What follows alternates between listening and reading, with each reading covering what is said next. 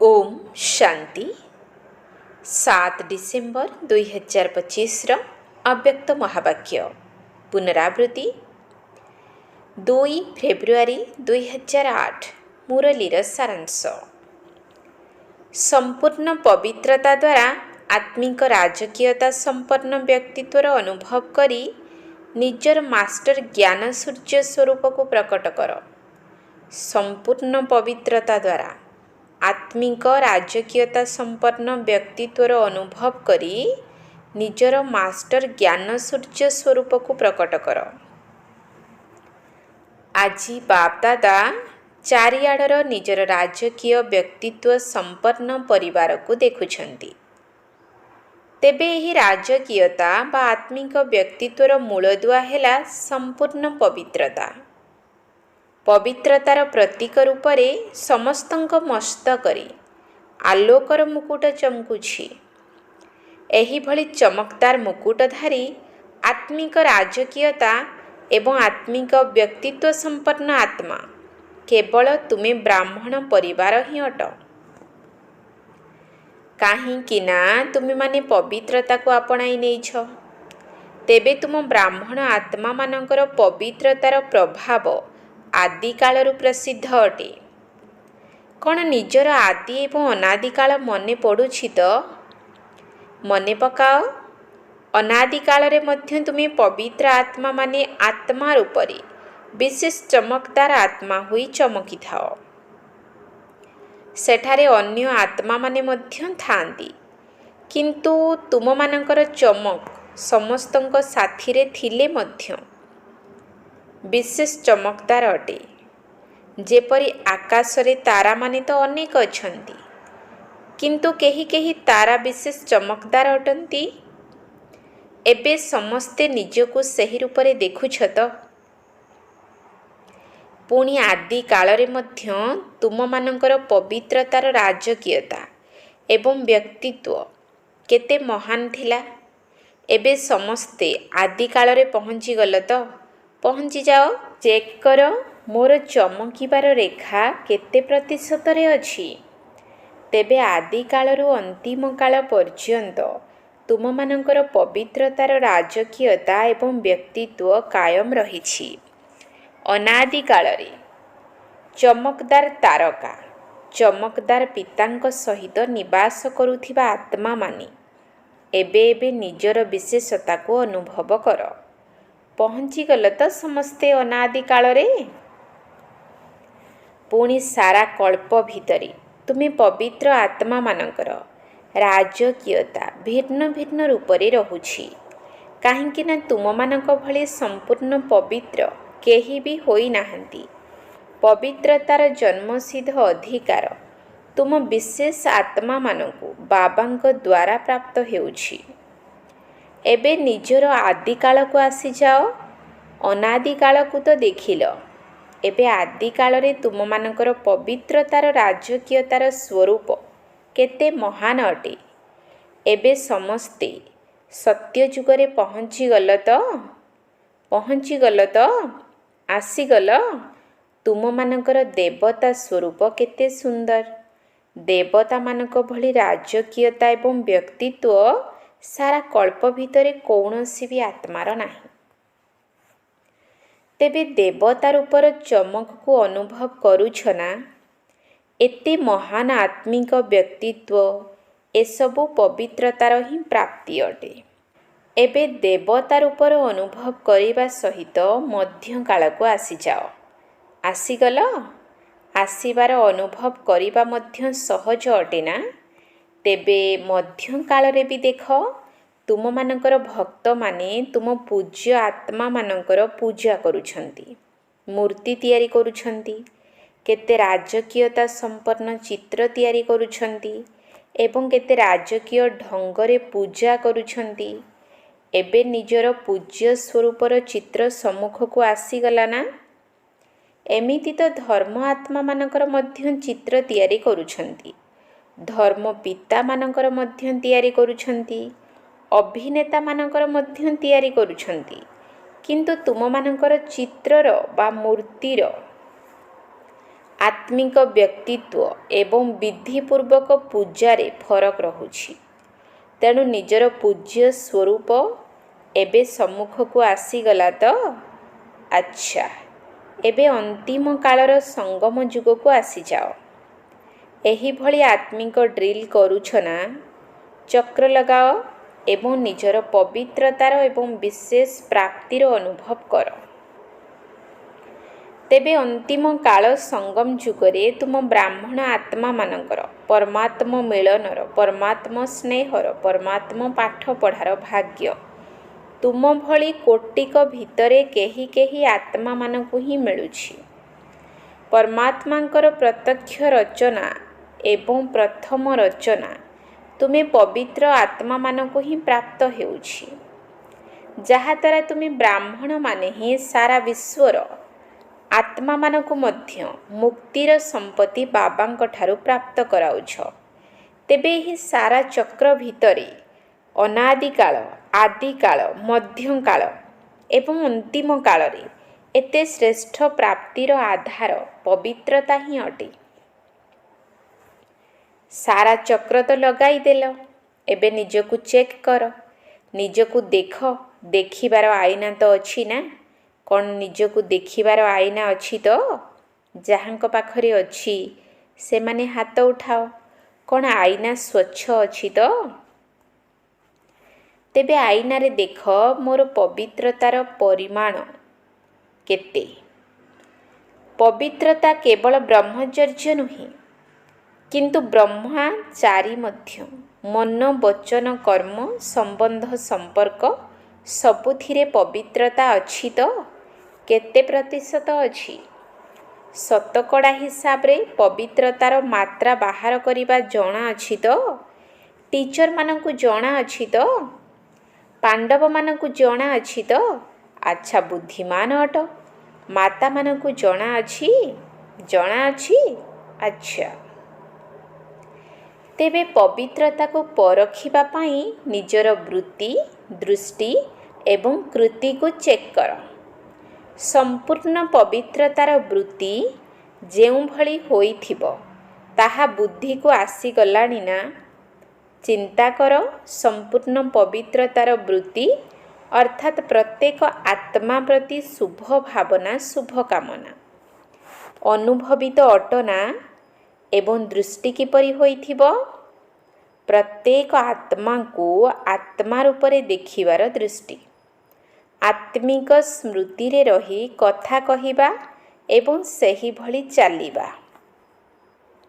ସର୍ଟକଟ୍ରେ ଶୁଣାଉଛୁ, ବିସ୍ତାରରେ ତ ତୁମେମାନେ ମଧ୍ୟ ଭାଷଣ କରିପାରିବ।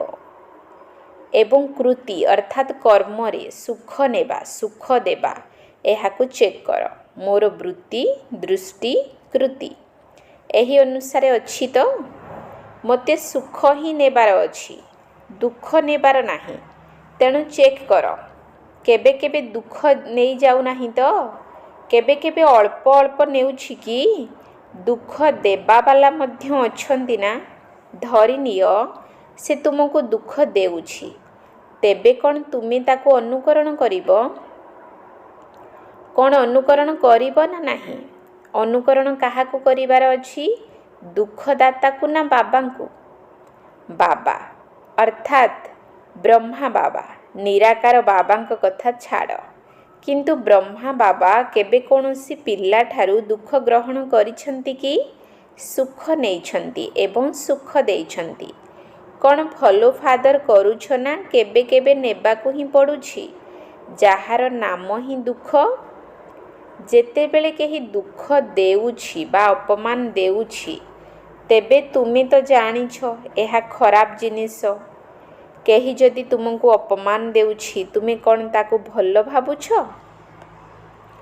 ଖରାପ ମନେ କରୁଛ ନା? ତେବେ ସେ ଯଦି ତୁମକୁ ଦୁଃଖ ଦେଉଛି ବା ଅପମାନିତ କରୁଛି, ଅର୍ଥାତ୍ ଯଦି କେହି ଖରାପ ଜିନିଷ ଦେଉଛି, ତେବେ ତୁମେ କ'ଣ ଖରାପ ଜିନିଷକୁ ନେଉଛ କି? ନେବ କି? କ'ଣ ଅଳ୍ପ ସମୟ ପାଇଁ ନେବ କି? ଅଧିକ ସମୟ ନୁହେଁ, ଅଳ୍ପ ସମୟ ପାଇଁ ନେବ କି? କ'ଣ ଖରାପ ଜିନିଷକୁ ନିଆଯାଏ କି? ତେବେ ଦୁଃଖ ବା ଅପମାନକୁ ନେଉଛ କାହିଁକି? ଅର୍ଥାତ୍ ମନ ଭିତରେ ଦୁଃଖର ଅନୁଭବ ରୂପରେ କାହିଁକି ରଖୁଛ? ତେବେ ନିଜେ ନିଜକୁ ପଚାର ଯେ ମୁଁ କାହାଠାରୁ ଦୁଃଖ ନେଉଛି କି ନା ଦୁଃଖକୁ ପରିବର୍ତ୍ତନ ରୂପରେ ଦେଖୁଛି? କ'ଣ ଭାବୁଛ ଦୁଃଖ ନେବା ଠିକ୍ କି? ଠିକ୍ କି ମଧୁବନ ବାଲା, ଠିକ୍ କି? ଅଳ୍ପ ଅଳ୍ପ ନେବା ଦରକାର କି? ଦୁଃଖ ତ ନେଇଯିବା ଉଚିତ ନା? ନେବା ଉଚିତ ନୁହେଁ, କିନ୍ତୁ ନେଇଯାଉଛ, ଭୁଲରେ ନେଇଯାଉଛ। ଯଦି ଦୁଃଖର ଅନୁଭବ ହେଲା ତେବେ ଦୁଃଖୀ କିଏ ହେଲା? ମନ ଭିତରେ ଯଦି ଅଳିଆ ରଖିଲ ତେବେ ଅସୁବିଧାରେ କିଏ ପଡ଼ିବ? ଯେଉଁଠି ଅଳିଆ ରହିଥିବ ଅସୁବିଧା ତ ସେଇଠି ହେବ ନା। ତେଣୁ ସେହି ସମୟରେ ନିଜର ରାଜକୀୟତାକୁ ଏବଂ ବ୍ୟକ୍ତିତ୍ୱକୁ ସମ୍ମୁଖକୁ ଆଣ ଏବଂ ନିଜକୁ କେଉଁ ସ୍ୱରୂପରେ ଦେଖିବ? ଜାଣିଛ ତୁମମାନଙ୍କର ଉପାଧି ବା ମହିମା ହେଲା ସହନଶୀଳତାର ଦେବୀ ବା ଦେବତା। ତେଣୁ ତୁମେମାନେ କିଏ ଅଟ? ସହନଶୀଳତାର ଦେବୀ ବା ଦେବତା ଅଟ ନା ନାହିଁ? ନା କେବେ କେବେ ହେଉଛ? ନିଜର ପଦକୁ ମନେ ପକାଅ, ସ୍ୱମାନକୁ ମଧ୍ୟ ମନେ ପକାଅ। ମୁଁ କିଏ ଏହାକୁ ସ୍ମୃତିକୁ ଆଣ। ସାରା କଳ୍ପର ବିଶେଷ ସ୍ୱରୂପକୁ ସ୍ମୃତିକୁ ଆଣ। ସ୍ମୃତି ତ ଆସିବ ନା। ବାପ ଦାଦା ଦେଖୁଛନ୍ତି ଯେ ମୋର ଶବ୍ଦକୁ ଯେପରି ସହଜ ଯୋଗରେ ପରିବର୍ତ୍ତନ କରିଦେଇଛ। କାରଣ ମୋର ଶବ୍ଦର ବିସ୍ତାରକୁ ସାରକୁ ଆଣିବା ପାଇଁ କ'ଣ କହୁଛ? ମେରା ବାବା। ଯେତେବେଳେ ବି ମୋର ଆସୁଛି ତାକୁ ମୋର ବାବା ଶବ୍ଦରେ ଏକତ୍ରିତ କରିଦେଉଛ। ବାରମ୍ବାର ମେରା ବାବା କହିବା ଦ୍ୱାରା ଯୋଗ ମଧ୍ୟ ସହଜ ହୋଇଯାଉଛି ଏବଂ ପ୍ରାପ୍ତି ମଧ୍ୟ ଅଧିକ ହେଉଛି। ସେହିପରି ସାରା ଦିନ ଭିତରେ ଯଦି କୌଣସି ପ୍ରକାରର ସମସ୍ୟା ବା କାରଣ ଆସୁଛି ତେବେ ସେଥିରେ ଏହି ଦୁଇଟି ଶବ୍ଦ ବିଶେଷ ଅଟେ, ମୁଁ ଏବଂ ମୋର। ଯେପରି ବାବା ଶବ୍ଦ କହିବା ମାତ୍ରକେ ମୋର ଶବ୍ଦ ପକ୍କା ମନେ ପଡ଼ିଯାଉଛି। ମନେ ପଡ଼ୁଛି ନା? ସମସ୍ତେ ଏବେ ଆଉ ବାବା ବାବା କହୁନାହାନ୍ତି, ମେରା ବାବା କହୁଛନ୍ତି। ସେହିପରି ଏହି ମୁଁ ଶବ୍ଦକୁ ମଧ୍ୟ ପରିବର୍ତ୍ତନ କରିବା ପାଇଁ ଯେତେବେଳେ ବି ମୁଁ ଶବ୍ଦ କହୁଛ ସେତେବେଳେ ନିଜର ସ୍ୱମାନର ତାଲିକାକୁ ସମ୍ମୁଖକୁ ଆଣ। ମୁଁ କିଏ? କାହିଁକି ନା ମୁଁ ଶବ୍ଦ ତଳକୁ ଖସାଇବାର ମଧ୍ୟ ନିମିତ୍ତ ହୋଇଥାଏ ଏବଂ ସ୍ୱମାନର ସ୍ଥିତି ଦ୍ୱାରା ଉଚ୍ଚକୁ ମଧ୍ୟ ଉଠାଇଥାଏ। ତେଣୁ ଯେପରି ମେରା ବାବା କହିବାର ଅଭ୍ୟାସ ହୋଇଗଲାଣି, ସେହିପରି ମୁଁ ଶବ୍ଦ କହିବା ସମୟରେ ମଧ୍ୟ ଦେହ ଅଭିମାନର ସ୍ମୃତି ପରିବର୍ତ୍ତେ ନିଜର ଶ୍ରେଷ୍ଠ ସ୍ୱମାନକୁ ସମ୍ମୁଖକୁ ଆଣ। ମୁଁ ଶ୍ରେଷ୍ଠ ଆତ୍ମା ଅଟେ, ସିଂହାସନ ଅଧିକାରୀ ଆତ୍ମା ଅଟେ, ବିଶ୍ୱ କଲ୍ୟାଣୀ ଆତ୍ମା ଅଟେ। ଏହିଭଳି କୌଣସି ନା କୌଣସି ସ୍ୱମାନ ସହିତ ମୁଁ ଶବ୍ଦକୁ ଯୋଡ଼ି ଦିଅ, ଯାହାଦ୍ୱାରା ମୁଁ ଶବ୍ଦ ଉନ୍ନତିର ଆଧାର ପାଲଟିଯିବ। ଯେପରି ମୋର ଶବ୍ଦ ଏବେ ଅଧିକାଂଶ କ୍ଷେତ୍ରରେ ବାବା ଶବ୍ଦକୁ ମନେ ପକାଇ ଦେଉଛି, ସେହିପରି ମୁଁ ଶବ୍ଦ ମଧ୍ୟ ସ୍ୱମାନର ସ୍ମରଣ କରାଉ। କାହିଁକି ନା ସମୟ ଏବେ ପ୍ରକୃତିର ଆଧାର ନେଇ ତୁମମାନଙ୍କୁ ଚ୍ୟାଲେଞ୍ଜ କରୁଛି। ତେବେ ସମୟ ସମୀପତାକୁ ସାଧାରଣ କଥା ମନେ କର ନାହିଁ। ଅଚାନକ ଏବଂ ଏଭରେଡି ଶବ୍ଦକୁ ନିଜର କର୍ମଯୋଗୀ ଜୀବନରେ ସବୁ ସମୟରେ ସ୍ମୃତିରେ ରଖ। ନିଜର ଶାନ୍ତିର ଶକ୍ତିର ପ୍ରୟୋଗ ଭିନ୍ନ ଭିନ୍ନ ରୂପରେ ନିଜ ପ୍ରତି ମଧ୍ୟ କର।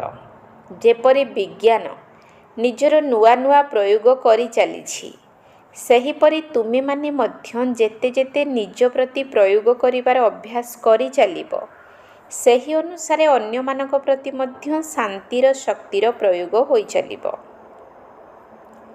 ସେଥିପାଇଁ ଏବେ ବିଶେଷ ଭାବରେ ନିଜର ଶକ୍ତିଗୁଡ଼ିକର ସକାଶ ଅର୍ଥାତ୍ ଶକ୍ତିଶାଳୀ କିରଣ ଚତୁର୍ଦିଗରେ ଖେଳାଇ ଚାଲ। ଯେବେକି ପ୍ରକୃତିର ସୂର୍ଯ୍ୟର କିରଣ, ସୂର୍ଯ୍ୟର ଶକ୍ତି କେତେ ପ୍ରକାରର କାର୍ଯ୍ୟ କରିପାରୁଛି।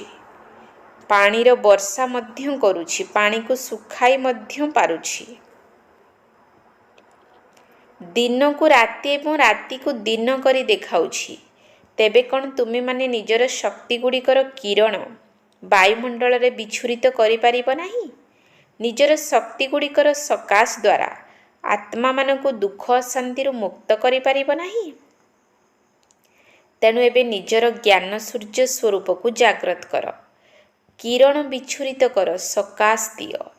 ଯେପରି ସ୍ଥାପନାର ଆଦି କାଳରେ ବାପ୍ ଦାଦାଙ୍କ ତରଫରୁ ଅନେକ ଆତ୍ମାଙ୍କୁ ଘରେ ବସି ସୁଖ ଶାନ୍ତିର କିରଣ ମିଳିବାର ଅନୁଭବ ହେଉଥିଲା, ତାଙ୍କୁ ପ୍ରେରଣା ମିଳୁଥିଲା ସେଠାକୁ ଯାଅ। ସେହିପରି ତୁମେ ମାଷ୍ଟର ଜ୍ଞାନ ସୂର୍ଯ୍ୟ ପିଲାମାନଙ୍କ ଦ୍ୱାରା ସୁଖ ଶାନ୍ତିର ତରଙ୍ଗ ଖେଳାଇବାର ଅନୁଭୂତି ଅନ୍ୟମାନଙ୍କୁ ହେବା ଦରକାର।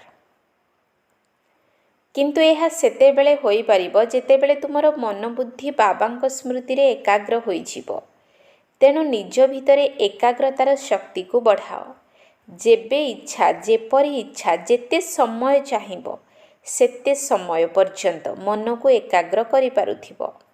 ତେଣୁ ଏବେ ନିଜର ମାଷ୍ଟର ଜ୍ଞାନ ସୂର୍ଯ୍ୟ ସ୍ୱରୂପକୁ ଜାଗ୍ରତ କର ଏବଂ ଶକ୍ତିଗୁଡ଼ିକର କିରଣ ବା ସକାଶ ଦିଅ। ବାପ୍ ଦାଦା ଶୁଣୁଛନ୍ତି ଏବଂ ଖୁସି ମଧ୍ୟ ହେଉଛନ୍ତି ଯେ ପିଲାମାନେ ଭିନ୍ନ ଭିନ୍ନ ସ୍ଥାନରେ ବଡ଼ ଉମଙ୍ଗ ଉତ୍ସାହର ସହିତ ବହୁତ ଭଲ ସେବା କରୁଛନ୍ତି। ବାପ୍ ଦାଦାଙ୍କ ପାଖରେ ସବୁଆଡ଼ର ବହୁତ ଭଲ ସେବାର ସମାଚାର ପହଞ୍ଚିଛି। ଚାहे ପ୍ରଦର୍ଶନୀ କରନ୍ତୁ, ଚାहे ସମାଚାର ପତ୍ର ଦ୍ୱାରା ହେଉ, ଟିଭି ଦ୍ୱାରା ହେଉ, ସନ୍ଦେଶ ଦେବାର କାର୍ଯ୍ୟକୁ ବଢ଼ାଇ ଚାଲିଛନ୍ତି। ସନ୍ଦେଶ ମଧ୍ୟ ପହଞ୍ଚୁଛି, ବହୁତ ଭଲ ଭାବରେ ସନ୍ଦେଶ ପହଞ୍ଚାଉଛନ୍ତି। ଯେଉଁ ସବୁ ଗ୍ରାମ ଗୁଡ଼ିକ ବାକି ରହିଯାଇଥିଲା ସେଠାରେ ମଧ୍ୟ ପ୍ରତ୍ୟେକ ଜୋନ୍ ନିଜ ନିଜର ଏରିଆକୁ ବଢ଼ାଇ ଚାଲିଛନ୍ତି। ଖବରକାଗଜ ଦ୍ୱାରା, ଟିଭି ଦ୍ୱାରା, ଭିନ୍ନ ଭିନ୍ନ ସାଧନ ଗୁଡ଼ିକ ଦ୍ୱାରା ଉମଙ୍ଗ ଉତ୍ସାହର ସହିତ ସେବା କରୁଛନ୍ତି। ସେଥିପାଇଁ ସେବା କରୁଥିବା ସବୁ ପିଲାଙ୍କୁ ବାପ୍ ଦାଦା ବହୁତ ବହୁତ ସ୍ନେହଯୁକ୍ତ ଆଶୀର୍ବାଦ ଭରା ଅଭିନନ୍ଦନ ଦେଉଛନ୍ତି। କିନ୍ତୁ ଏବେ ସନ୍ଦେଶ ଦେବାରେ ତ ବହୁତ ଭଲ ଉମଙ୍ଗ ଉତ୍ସାହ ରଖିଛ ଏବଂ ଚାରିଆଡ଼େ କହୁଛନ୍ତି ବ୍ରହ୍ମାକୁମାରୀମାନେ ବହୁତ ଭଲ ଶକ୍ତିଶାଳୀ କାର୍ଯ୍ୟ କରୁଛନ୍ତି। ଏହି ସମାଚାର ମଧ୍ୟ ବହୁତ ଭଲ ବ୍ୟାପିଗଲାଣି ଏବଂ ଆହୁରି ମଧ୍ୟ ଚାରିଆଡ଼େ ବ୍ୟାପିବାରେ ଲାଗିଛି। କିନ୍ତୁ କ'ଣ ହେଉଛି ଶୁଣାଇବ? କିନ୍ତୁ ବ୍ରହ୍ମାକୁମାରୀମାନଙ୍କର ବାବା କେତେ ଭଲ, ଏହି ସନ୍ଦେଶ ଏବେ ଆହୁରି ଅଧିକ ପ୍ରଚାର ହେବା ଦରକାର। ବ୍ରହ୍ମାକୁମାରୀମାନେ ଭଲ କାମ କରୁଛନ୍ତି, କିନ୍ତୁ କରାଇବା ବାଲା କିଏ? ଏବେ ଏହାର ପ୍ରତ୍ୟକ୍ଷତା ହେବା ଦରକାର। ବାବା ଆସିଗଲେଣି, ଏହି ସମାଚାର ସମସ୍ତଙ୍କର ମନ ପର୍ଯ୍ୟନ୍ତ ପହଞ୍ଚିବା ଦରକାର। ଏବେ ଏହାର ପ୍ଲାନ୍ ତିଆରି କର। ପିଲାମାନେ ବାପ୍ ଦାଦାଙ୍କୁ ପ୍ରଶ୍ନ ପଚାରୁଛନ୍ତି ଯେ ୱାରିସ୍ ବା ମାଇକ ଆତ୍ମା କାହାକୁ କହିବା? ତେବେ ମାଇକ ଆତ୍ମାମାନେ ମଧ୍ୟ ବାହାରିଛନ୍ତି, କିନ୍ତୁ ବର୍ତ୍ତମାନର ସମୟ ଅନୁସାରେ ବାପ୍ ଦାଦା ଏଭଳି ମାଇକ ଆତ୍ମା ଚାହୁଁଛନ୍ତି ଯାହାର କଥାରେ ମହାନତା ଥିବ। ଯଦି ସାଧାରଣ ଭାବରେ ବାବା ଶବ୍ଦ ମଧ୍ୟ କହିଦେଉଛନ୍ତି ତେବେ ବି ବହୁତ ଭଲ କରୁଛନ୍ତି। ଏତିକି ପର୍ଯ୍ୟନ୍ତ ତ ଆଣିପାରିଛନ୍ତି। ଏଥିପାଇଁ ବାପ୍ ଦାଦା ମଧ୍ୟ ଅଭିନନ୍ଦନ ଦେଉଛନ୍ତି। କିନ୍ତୁ ଏବେ ଏଭଳି ମାଇକ ଆବଶ୍ୟକ ଯାହାଙ୍କର କଥାର ଲୋକମାନଙ୍କ ପାଖରେ ଓଜନ ଥିବ, ଏହିଭଳି ପ୍ରସିଦ୍ଧ ହୋଇଥିବେ। ତେବେ ପ୍ରସିଦ୍ଧର ଅର୍ଥ ଏହା ନୁହେଁ ଯେ ଶ୍ରେଷ୍ଠ ପଦାଧିକାରୀ ହୋଇଥିବେ, କିନ୍ତୁ ତାର କଥା ଶୁଣି ଭାବିବେ ଯେ ଇଏ ଯାହା କହୁଛନ୍ତି ଏହାଙ୍କର କଥାର ମହତ୍ଵ ଅଛି। ଯଦି ଇଏ ଅନୁଭବ କରି କହୁଛନ୍ତି ତେବେ ଏହାଙ୍କ କଥାର ମୂଲ୍ୟ ଅଛି। ଯେପରି ସ୍ଥୂଳ ମାଇକ ମେସିନ୍ ତ ବହୁତ ପ୍ରକାରର ଅଛି, କିନ୍ତୁ କିଏ କେତେ ପାୱାର ବାଲା ହୋଇଥାଏ। ସେହିପରି ତୁମେମାନେ ମଧ୍ୟ ଏଭଳି ମାଇକ ଆତ୍ମାଙ୍କୁ ଖୋଜି ବାହାର କର ଯାହାଙ୍କ କଥାର ମୂଲ୍ୟ ଥିବ। ତାଙ୍କର କଥା ଶୁଣି ସମସ୍ତେ ଭାବିବେ ଯେ ଇଏ ଯଦି ଏଭଳି ଅନୁଭବ କରି ଆସିଛନ୍ତି ତେବେ ନିଶ୍ଚିତ କିଛି ଅଛି। କିନ୍ତୁ ପୁଣି ବି ବର୍ତ୍ତମାନ ସମୟରେ ପ୍ରତ୍ୟେକ ଜୋନ୍ରେ, ପ୍ରତ୍ୟେକ ବର୍ଗରେ ମାଇକ ଆତ୍ମାମାନେ ନିଶ୍ଚିତ ବାହାରିଛନ୍ତି। ବାପ୍ ଦାଦା ଏଭଳି କହୁନାହାନ୍ତି ଯେ ସେବାର ପ୍ରତ୍ୟକ୍ଷ ଫଳ ମିଳୁନାହିଁ।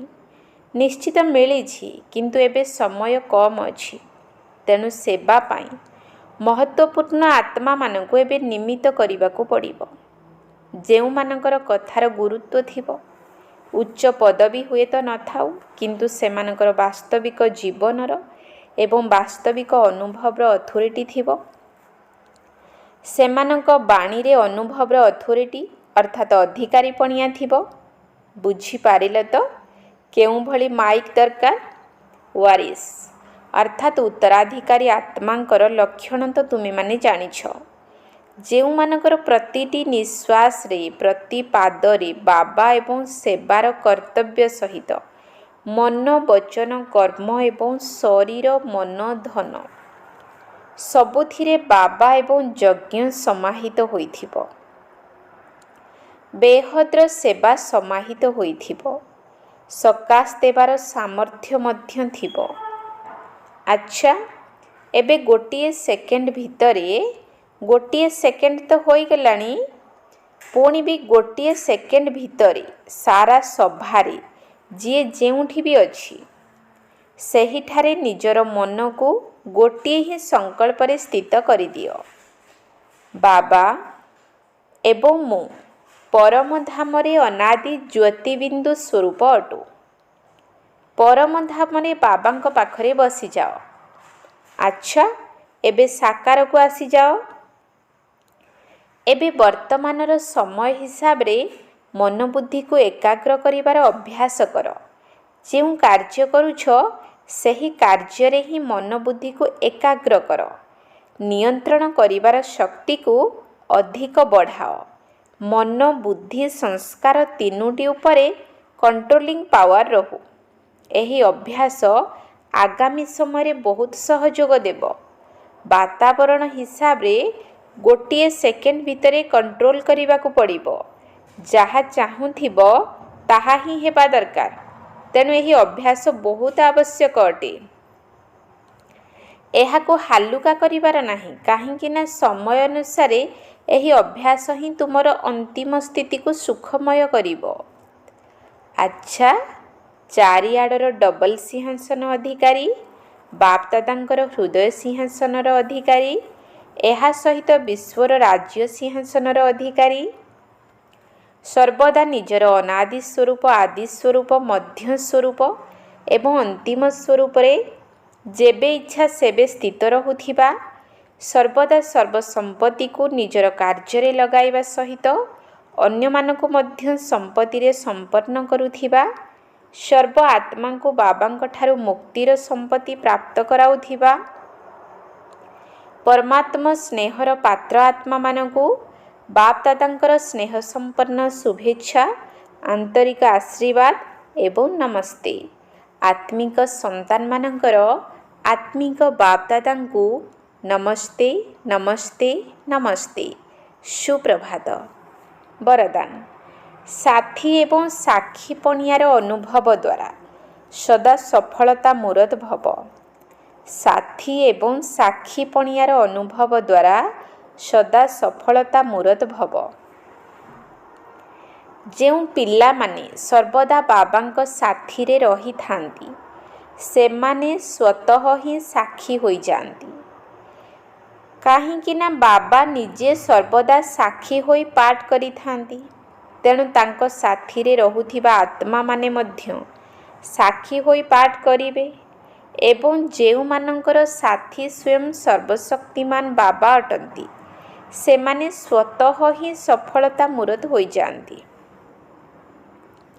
ଭକ୍ତି ମାର୍ଗରେ ତ ଭକ୍ତମାନେ ଡାକ ଛାଡ଼ୁଛନ୍ତି, କିଛି ସମୟ ପାଇଁ ସଙ୍ଗର ଅନୁଭବ କରାଅ, ଟିକିଏ ଝଲକ ଦେଖାଅ, କିନ୍ତୁ ତୁମେମାନେ ତ ସର୍ବ ସମ୍ବନ୍ଧରେ ସାଥୀ ହୋଇଯାଇଛ। ତେଣୁ ଏହି ଖୁସିରେ ଏବଂ ନିଶାରେ ରୁହ ଯେ ଯାହା ପାଇବାର ଥିଲା ତାହା ପାଇଗଲି। ସ୍ଲୋଗାନ: ବ୍ୟର୍ଥ ସଂକଳ୍ପ ଚାଲିବାର ଲକ୍ଷଣ ହେଲା ମନ ଉଦାସ ହେବା ଏବଂ ଖୁସି ହଜିଯିବା।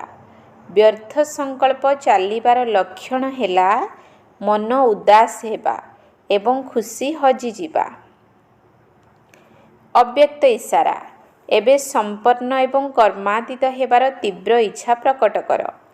ଯଦି ବହୁତ କାଳ ପର୍ଯ୍ୟନ୍ତ ଅଚଳ ଅଟଳ ନିର୍ବିଘ୍ନ ନିର୍ବନ୍ଧନ ନିର୍ବିକଳ୍ପ ନିର୍ବିକର୍ମ ଅର୍ଥାତ୍ ନିରାକାରୀ ନିର୍ବିକାରୀ ଏବଂ ନିରହଙ୍କାରୀ ସ୍ଥିତିରେ ରହିବ, ତେବେ ଯାଇ କର୍ମାତୀତ ହୋଇପାରିବ। ସେବାର ବିସ୍ତାରକୁ ଯେତେ ବି ବଢ଼ାଅ, କିନ୍ତୁ ବିସ୍ତାରକୁ ଯାଇ ସାର ସ୍ୱରୂପର ସ୍ଥିତିର ଅଭ୍ୟାସ କମ୍ ନ ହେଉ। ବିସ୍ତାର ଭିତରେ ସାରକୁ ଭୁଲି ଯାଅ ନାହିଁ। ଖାଅ ପିଅ ସେବା କର, କିନ୍ତୁ ନିଆରା ପଣିଆକୁ ଭୁଲ ନାହିଁ। ଓମ୍ ଶାନ୍ତି।